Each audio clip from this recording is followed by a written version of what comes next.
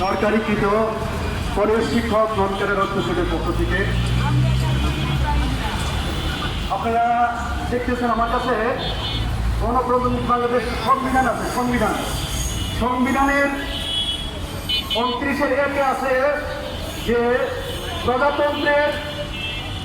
প্রজাতন্ত্রের কর্মী নিয়োগ বা পদ লাভের ক্ষেত্রে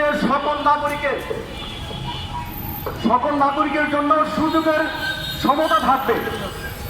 এটা সবার নাগরিক অধিকার। প্রজাতন্ত্রের কর্মের নিয়োগ বা পদ লাভের ক্ষেত্রে সকল নাগরিকের জন্য সুযোগের সমতা থাকবে। 29-এর সংবিধানের এখানে দেখেন সমস্ত সরকারি কর্মচারী ওনাদেরকে পদায়ন আছে, ভর্তি আছে, পদোন্নতি আছে। আর আমরাও সরকারি কর্মচারী, কিন্তু আমাদের সংবিধানের যেটা লঙ্ঘন করা হয়েছে, আমাদের কোনো পদায়ন নাই, ভর্তি নাই, পদোন্নতি নাই।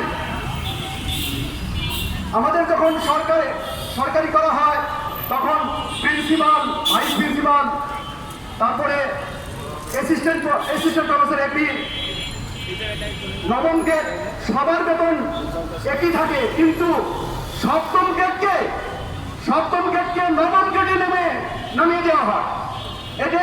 এই যে এখানে যে সংবিধানের মধ্যে আছে সকল নাগরিকের জন্য সুযোগের সমান অধিকার থাকবে, আমাদেরকে এখানে সংবিধানে সরাসরি লঙ্ঘন করা হয়েছে।